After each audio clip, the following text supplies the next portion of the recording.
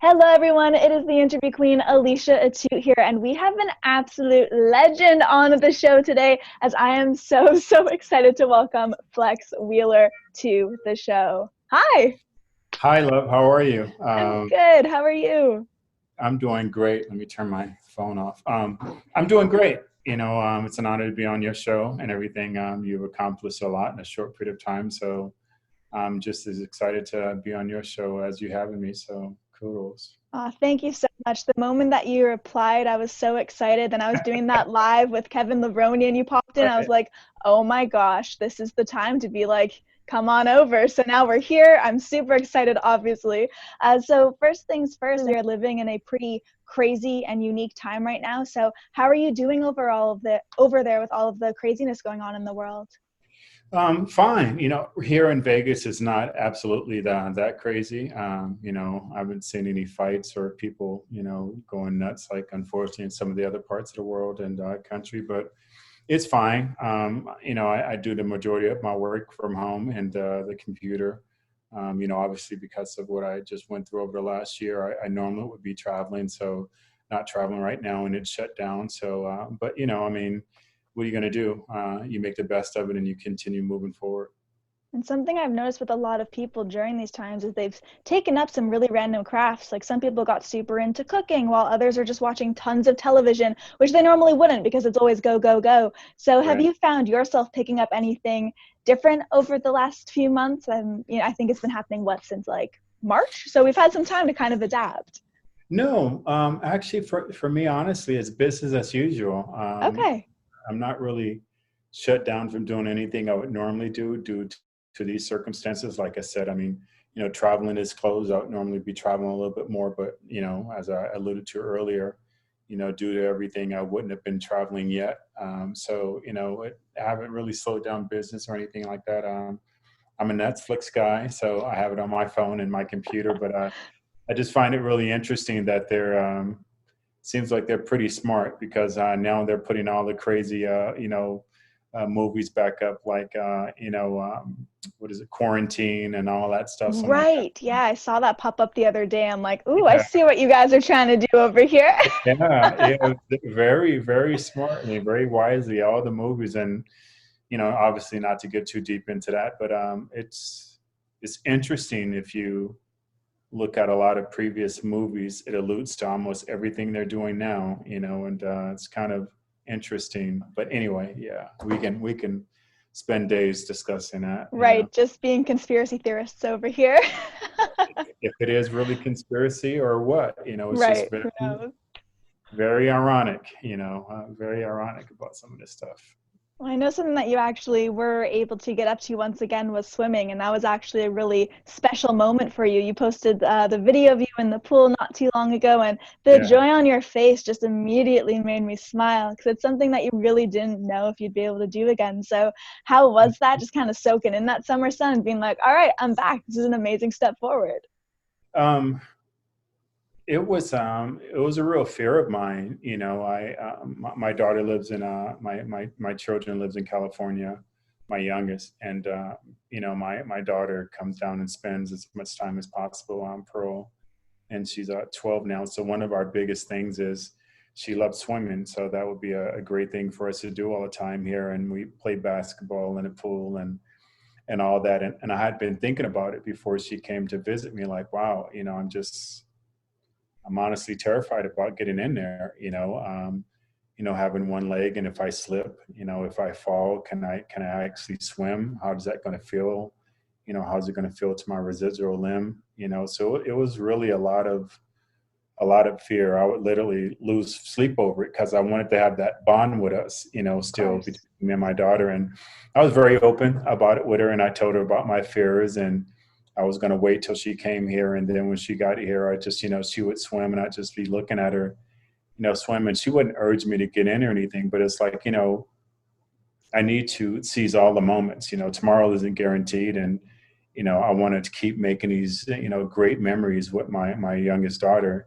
And I just said, I told her one day, what do you want to do? She goes, I want to go swimming. I'm like, okay. I go, daddy's going to go swimming with you. She's like, so she's very aware of everything about me. So she just stared at me and, and just, very attentive to me getting in. And once I sat there for a while and I just dived in and she dived in after me and just gave me a big hug, and it was on and cracking from then. So, yeah, that's just, this is my life now. And I'm very, how could I put it? I'm very headstrong that I'm not going to allow this to change anything about me, whether it's me driving or going to the store or anything. I'm not going to allow this to imprison me. So, that was a huge moment for me. And yeah, so I'm just taking everything on headstrong. I'm just not going to allow any of this to change my life. I'm actually going to allow it to empower me to do bigger and better and greater things. So yeah. I'm so happy you're able to have that moment with her. And then you Yeah. mean, I know that we know you for bodybuilding, but you're also in there in the pool, like on one of those kiddie Oh basketball yeah. nets, and you were Yeah, like yeah, shooting like a pro too. It cracked me up how like you could hear her laughing in the background, oh and yeah. it just seemed She like was the sweetest ecstatic. moment.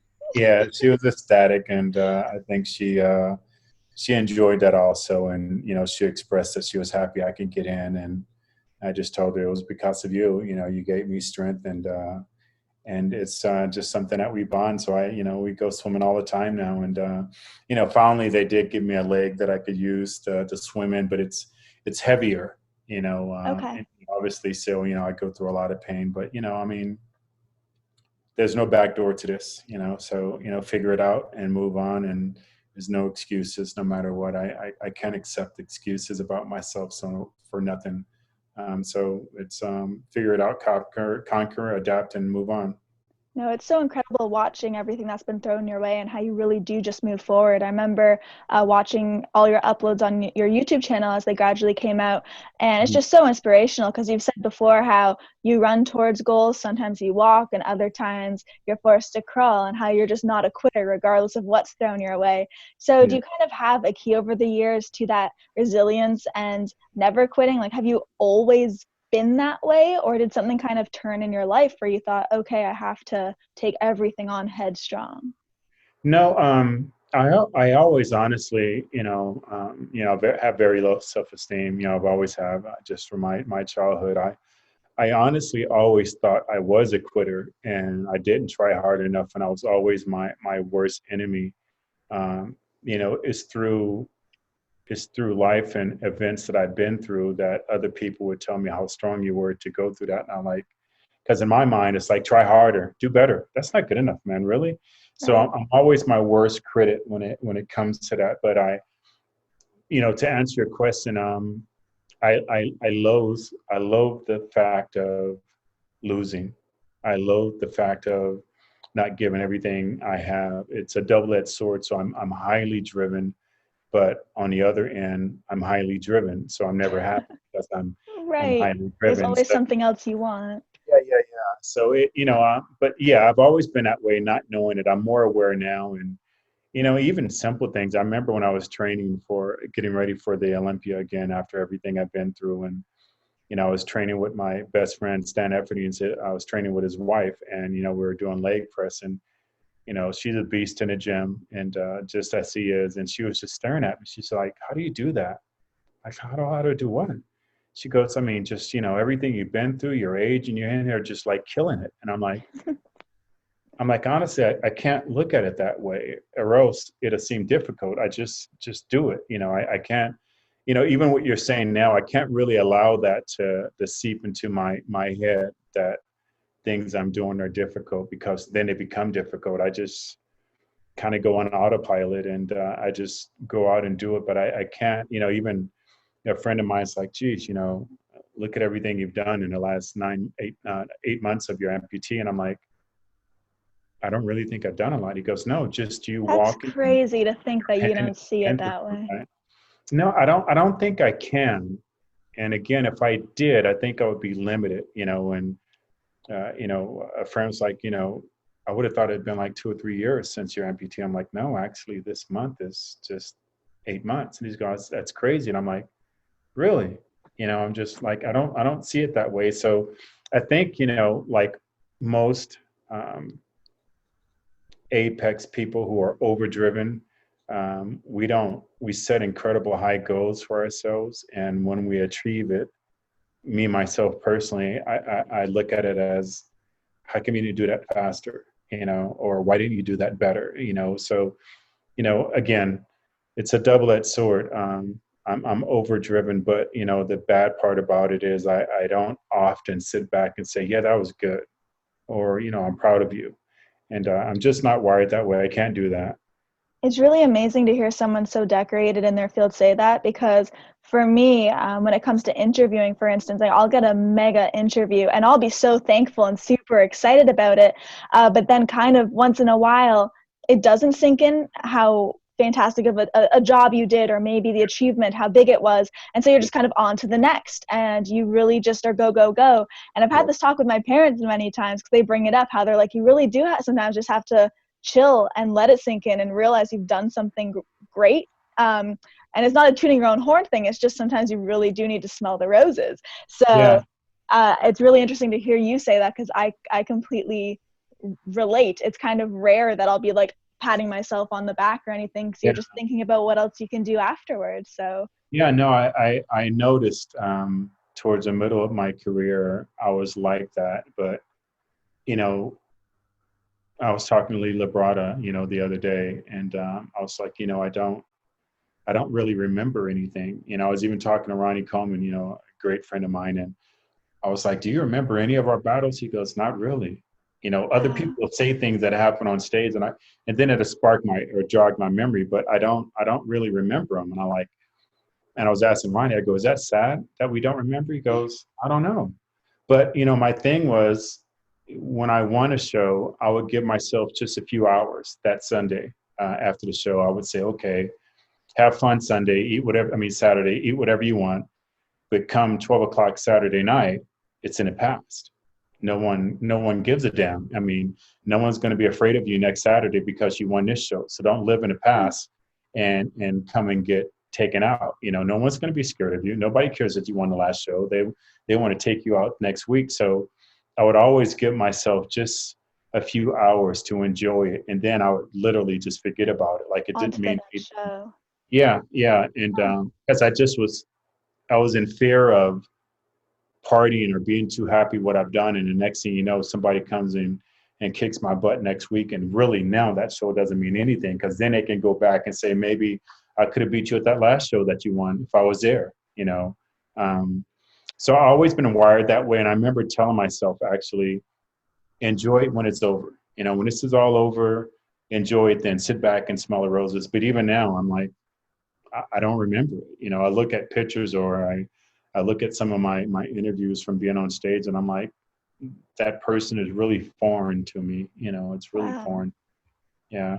I remember actually, listening to Mike Tyson talk, and he was saying, when he looked at his old fights, he don't know who that guy is. He's afraid of that guy. He's like, I wouldn't get in the ring with that guy. I think it's just our mind frame that we put ourselves in to be able to adapt and overcome. Probably I use a similar relationship with a war hero.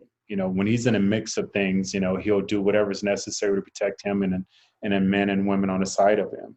But stepping out of that, how could you conceive of killing someone? How could you conceive of blowing someone up? But, when you're in the midst of that, it's like, how can I not? Right. And then when you step out of that mind frame, you really have to back away from it. So, I don't look at it as a sad thing. Again, the glass is however you want. It's half. So I can look at it like, God dang, I don't remember anything. Or I can be like, wow, I really done a lot. That was great. But no matter what it is, right? It's my perception on how I view it. So I don't look at it negative at all. I try to use it as a strength, because I see so many people who kind of puff themselves up, and in my ignorance, it doesn't look like they did a lot, or maybe they really haven't done a lot and they acting like they're doing a lot. Right. And I just don't ever see it a lot. Yeah. I don't ever want to be perceived as one of those guys, especially now the internet's really powerful and everybody has an image and everything like that. And as I know, a lot of those people really haven't done a lot, but they make it seem like they do. And I'm just like, damn, I don't ever want to be that guy. And, one of my friends was like, you should really take more videos when you're in the gym and just talk. I go, why? I go, man, I feel like an idiot. Everybody in the gym taking selfies and a training. And I'm like, I don't want to be caught like, see, he goes, yeah, but you are flex. I'm like, but that's just, I can't do it. I can't step outside myself and take a selfie. Yeah, I'm in a gym training. And actually when I do, it's so hard, I just did one little short video of me doing a cardio. And it was so hard for me to tell my buddy, okay, take this clip of me just doing this. And it took me hours to be able to build up to do that. And then it went viral immediately. Like, really? I go, who gives a damn? Apparently lots. Yeah. That's where you kind of have to give yourself credit. And it's cool hearing you say that again, because it's relatable. You go through my feed and it looks like I love taking pictures of myself because, I work with brands and post things. Yeah. But honestly, and it's not like a narcissistic thing. It's oh my gosh, like I have really low confidence and I know it's going to get lots of comments and likes, but deep down, like you kind of look at things like, if you're not confident about it, like why would anyone care? So yeah. I've definitely gone through those motions multiple times, and I think everyone does. It's just hard to admit. So I think it's amazing when you're actually honest about it. I have a lot of problems. I have a lot of setbacks, but, being honest and telling them myself, isn't one of them. I got 99 problems, but telling them myself is not one. So. You're gonna wrap it for me? Yeah, I got no skills at all. Yeah, I'll leave that to somebody else. Well, something that I saw recently that really was just cool and like really badass was how you mentioned that you actually cut one of your pant legs to show the complete bionic leg, just almost as if you're wearing it like a badge of honor. So what kind of gave you that idea, or just the reason you wanted to proudly show that? Because the fact that you're getting comfortable within that in itself, like that's an amazing step forward as well. Yeah, again, I don't look at it that way. Of course. When I was in a hospital last year and I had to make the decision of them taking my leg, and I knew it was going to happen. I months, probably like 4 months before it happened, I just had a deep feeling that, I wasn't going to have my leg too long. And I actually remember telling some family members, I'm not going to be walking too much longer. And they looked at me like as if I'm giving up hope. I'm like, no, I'm just being realistic. You hear some people talk about it, it's just something that comes over me. It just something that came over me. I'm like, I know this isn't going to work. So I started preparing myself mentally and having to go to the hospital, 30 or 40 times within 5 months to the ER due to problems. They actually started preparing me and saying, hey, Flex, there's nothing else we can do until that time comes where you make the decision. So that started helping me also, right? So anyway, when it came time for me to pull the trigger on it, I told myself that, I just want to put myself out there. I just want to help other amputees. I want to help other disabled people. I really felt that, God didn't allow me to go through all the horrific things and incredible things to go and hide when something bad happens. I live myself. I live my life and in a public. So how dare that I go and run and hide now that something like this has happened. So I really felt that, man, I got to even be more visible now. And so I made my decision right then. Moving forward, I was at the Arnold Classic earlier this year before everything got shut down. And obviously my story came out and everything. So a lot of amputees and, wheelchair disabled people came up to me and we were just talking. And I noticed the majority of them, including the people who helped me with my amputee at the doctor's office, Pops Prosthetic. I want to give them a shout out because they sponsor and do all my work for me for free. Jesus Christ, I don't know how much that would cost if they didn't, but they all wear shorts. And this one girl in particular came up to me and I'm like, God, can I take a picture with you? She was a above the knee amputee. I go, that is just beautiful. I go, do you do all your shorts like that? She goes, I cut all my pants, all my dresses, I display. And I'm like, that is beautiful. And at that moment, it's like, man, I'm doing that, and, when I came home, some family members and friends were like, why do you do that? Why don't you pull your legs down? Why you just cut that leg? I go, because I'm not hiding. It goes, yeah, but you don't have to show it. I go, but I do. And, and they would argue, but why? And I'm like, you won't understand. and I'm not going to try to explain for you too. It's, but I take it upon myself, like you said, not in a bad way, but I take it on as a badge of honor. You know, I'm a part of an elite club, and and for the majority of people who are, whether it's paraplegic or quadriplegic or amputees, they may not have the stardom that I do. So I want to be out there in the forefront, shining bright for all of them to know that it's nothing, you know, um, is nothing to be embarrassed about. Not at all. It's a really beautiful thing. It really is. Yeah. So the long end of your question, that's why, I just, I stand there for them, and I think it's a beautiful thing. And, I'm very appreciative that, this happened to me, and it's opened doors for me to be able to talk to a completely different genre of people that I've never would have been able to relate to before. And I just really think it's an honor to be amongst, other people like this in my position. And I'm hell bent on, bringing awareness, helping, doing nonprofit organizations and stuff like that. I'm hell bent on it. I truly believe that everything that I've been through, including this incredible God-given gift of being a world-renowned athlete, was meant for me to go through this and help people. I fully believe that in my heart. So, I'm honored. Now, that community that you mentioned have gone through so much. So the fact that you've been able to find some kind of silver lining in that hell-bent crazy journey you mentioned, that's really awesome. That makes me happy. It makes me happy too. I can't stop smiling when I even think about it. And so it's truly an honor to me. It really is. I post, like I just posted earlier today about, the transformation of the different legs that I had, Yeah. prosthetics. One of the guys said, I'm so sorry. And I go, why? I'm happier than I've ever been in my life. Don't be sorry for me. I understand what they mean.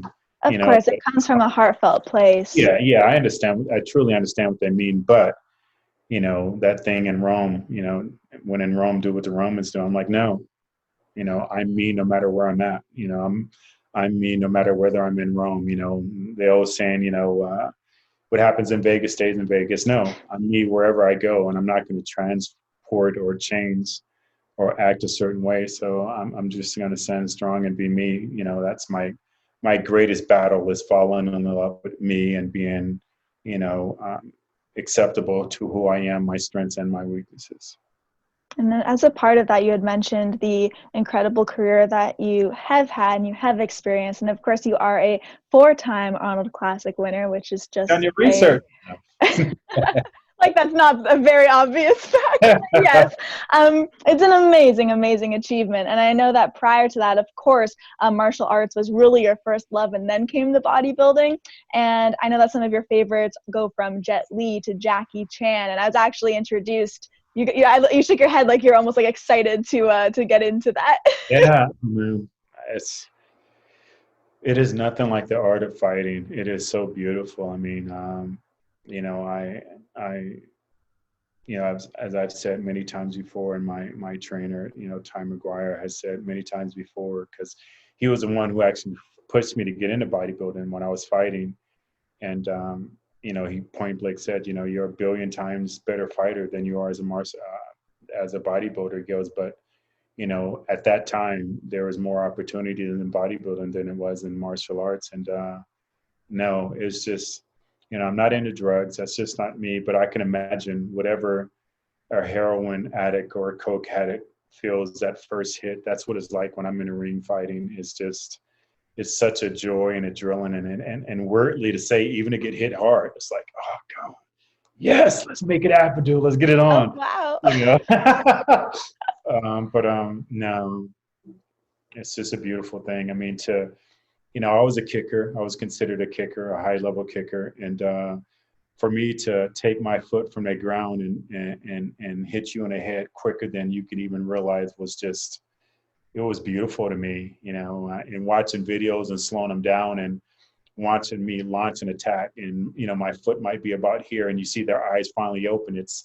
it's just, yeah, I can't explain it, but it's just beautiful. It's Yeah. adrenaline and it's Yeah. thrilling. I mean, Yeah. I've never actually been a part of the actual act of any martial arts, but for me, the reason that I love it is there is this beauty and grace to it. And I grew up watching all of the films. So I, would watch with my dad, like the 36th Chamber of Shaolin and like Shaolin Temple.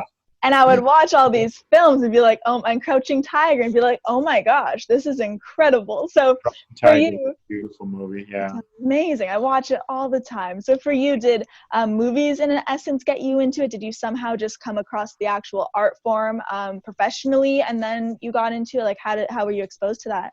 No, actually, it was when I lived in Fresno. I was a kid. I was maybe 7 or 8 years old, and at the recreational center, it would be considered like a boys' club now. Before there Okay. was boys' clubs, or at least in my area, they would sometimes play movies for us to come and watch, and it was free. So they played Enter the Dragon, and I just sat there, and I was just hooked.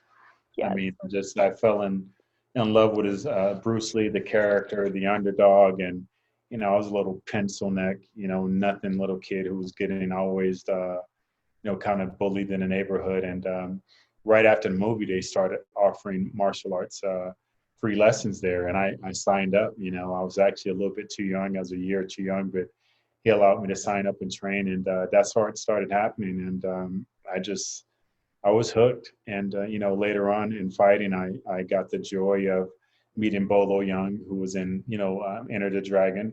And we became great friends. I And had not discovered that anywhere. That is so cool. no, actually, if you want, if you just for cracks and giggles, you can type in Flex Wheeler, David Young. And so what happened is I met Bolo. He had brought me over to Hong Kong for the first time. I think it had to be like 1990, and he brought a group of us over uh, for a bodybuilding show that he was putting on in Hong Kong. And he quickly found out that I was a martial artist, and we just hit it off. And he invited me to his home there. And I met his children, and they were all small at the time. And actually, my passport and wallet had gotten stolen, so I couldn't even leave the country. And he just took me in and gave Wow. me money. And obviously, with his power, he walked me into the American consulate there in Hong Kong, and they got me a new passport. And we were just friends. And he would come back and visit here, and Los Angeles, where I would live in. I would pick him up and take him around. And later on, I went back again for him. And his son wanted to move here before actually Bolo had moved here. And he had just contacted me, Flex, please look over my son, David. And I go, done, consider it done. And, David moved here, and he couldn't speak a lick of English. He would just come and hang out at the gym while I would train. And we just hit it off. And he was like my little brother. And, later on, Bolo and his entire family moved just like a mile away from where I lived at in Los Angeles. And, Wow. so, I grew up knowing his wife and his children. And actually, David became my training partner, and we trained together. And David actually ended up winning middleweight Mr. California as my training partner. And we're just inseparable now. And later on, the Discovery Channel was doing a special on Bruce Lee, and they actually contacted me and asked me if I would come down and interview about how Bruce Lee affected my life. And I was like, what? I'm like, are you kidding me? So Can't yeah. turn that down. Oh my God. Yeah. So yeah, I love it. Yeah, I love it. Well, we had mentioned movies there really briefly, and I know that a big goal of yours for a very long time has actually been to get into acting. So, was there ever that dream role that you kind of have thought for yourself and pictured, wow, that would be a really great thing to get into or a thing I'd love to play? No, it really was. And I was going to pursue it heavily. Um, you know, when I started doing commercials, when I was still competing, I was just dumbfounded that, a 20-second commercial would take 3 days to shoot, and I was like, wow, wait a minute. I did my first commercial, and I think it was Mountain Dew. And then I did another commercial in 93, I think it was for Kia or something like that. And it took days for just like 15 seconds. And I'm like, I can't do this. I mean, I'm missing training. I'm not eating right. I'm going to get my butt kicked on stage. So I kind of walked away from it, but I always dreamed of it. And I went for a couple of roles, and they were astonished, because at that time I was about, 290 pounds, and obviously I could do the splits and kick my legs straight up, but at that time, my size really threw them off because, it just, like they say in TV, TV adds about 10 pounds to you. So, looking at me as this, kind of demigod walking around at 290 pounds and able to Looking kick. like 300. Yeah. So they just really, it wasn't, timing was bad in 93 for that. Right. And, so I kept it in the back burner, and I had a couple of offers coming through. And honestly, back then, I hadn't been very vocal about me being dyslexic. So my fear was, why, my God, I can't read in front of these people. I have dyslexia. And on top of that, reading in front of strangers really just throws me off. I'm like, geez, I can't do that, so I was kind of nervous about that. But, I kept it in mind. And even now, just a couple of days ago, I was like, wow, I could probably really play some great roles as an amputee now, and, legitimately. So, I think everything that's going to happen is meant to happen. It's just about timing and everything like that. But yeah, I really love the art of actors, because when you look at the great actors, that they're acting, what their real name is, but they're so great at what they're doing. They draw you in, and you forget that you're watching an actor act. You'll cry, or you'll get angry, or you'll get sad, and it's an actual movie. They're acting, but they're so incredible to draw you in. I think it's such an amazing and a beautiful gift that they can do. One person who comes to mind strongly is Denzel Washington. Right. A tremendous actor, and what's great about him and actors like Brad Pitt, they're completely different in every role. There's some actors, I won't say their names, but no matter what role they're playing, you can see them as a real person. And you look at people like, Denzel and Brad and other great actors in that category, you forget that they're Denzel. You forget that that's Brad Pitt, and you're just caught in it. And it's such an incredible feat. I kind of correlated that with me being on stage. I always wanted to display something for them. I wanted them to forget that I was this, ungodly, muscular person. I just wanted them to sit down and watch me display this art form to them, and forget that I'm a bodybuilder, and just pull emotions from them. I remember, saying to myself, I want grown men to cry and people to scream when I'm posing. I want to draw something. And if I can do that, I connect it to them, so yeah. I hope that really is a part of the next chapter for you. That'd be incredible. And just with that said, I want to say thank you so much for taking the time, for hopping on here. It has been an absolute delight speaking with you. So thank you so much. Well, the honor is mine. I commend you on your young age for what you've done so much. I wish you, continued success. God bless you and your family. I hope that you guys stay safe and healthy during these very troubling times, and look forward to watching you continue to grow and what's next for you. But thank you so much for even wanting me on your show. I appreciate it. Of course, everybody, this has been the incredible Flex Wheeler. Thank you so much for the kind words, for taking the time. Everyone, I am the interview queen, Alicia Atout. Be sure to check out aliciaatout.com for all exclusive interviews and features, and we will see you next time. Bye, everybody.